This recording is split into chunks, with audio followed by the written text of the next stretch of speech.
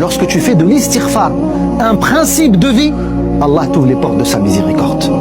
Mais laissez-moi vous parler d'un frère qui entendra sûrement ce discours et qui s'y reconnaîtra. Un frère qui, je vois certains de mes élèves ici qui le connaissent. Wallahi al-Azim. Il est venu me voir il y a cela quelques années.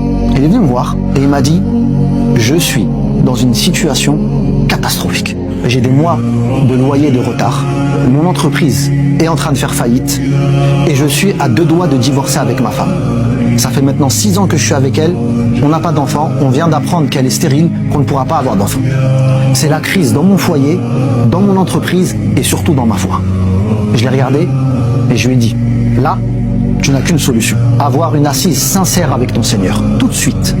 Cite-moi le péché le plus grave que tu commets. Tout de suite. Prends 2 minutes, réfléchis. » Il a pris le temps de réfléchir et il m'a dit « Je sais. Pendant que je travaillais, alhamdoulilah, j'ai fait beaucoup d'argent. Mais j'ai pas sorti ma zakat. » Je lui ai dit tout de suite, prends tes relevés bancaires. Fais le compte. On va faire tout de suite, on va comptabiliser ta zakat tout de suite.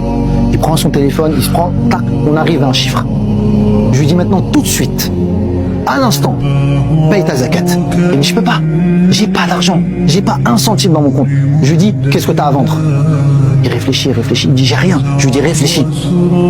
Il réfléchit, il me dit, je sais, j'ai une 2e voiture. Je lui dis, bismillah, connais-tu quelqu'un qui est prêt à l'acheter? Il me dit, je sais pas, il y a peut-être un frère qui voulait. Je lui dis, donne-moi son téléphone. J'appelle le frère, je lui explique la situation, je lui dis, s'il te plaît, achète la voiture au frère. Il me dit, ça y est, je lui achète. Le montant, t'as. Je lui dis, maintenant, tu prends cet argent-là et tu payes ta zakat. Il m'a dit, ça y est, khalas, je vais payer ma zakat. Je lui dis, maintenant, tous les jours, je veux te voir, après le maghreb, à telle place dans la mosquée, en train de faire l'istighfar. Tu ne bouges pas, tu ne parles à personne, tu ne réfléchis à rien. Tu dis juste, astaghfirullah wa atubu ilayk, astaghfirullah wa atubu ilayk, astaghfirullah wa atubu ilayk. Le frère est venu pendant des semaines, tous les soirs, à la mosquée, au même endroit, astaghfirullah wa atubu ilayk. Jusqu'à ce qu'un jour, pendant que je faisais cours, je me rappelle comme hier, c'était là, après le asr, dans la mosquée.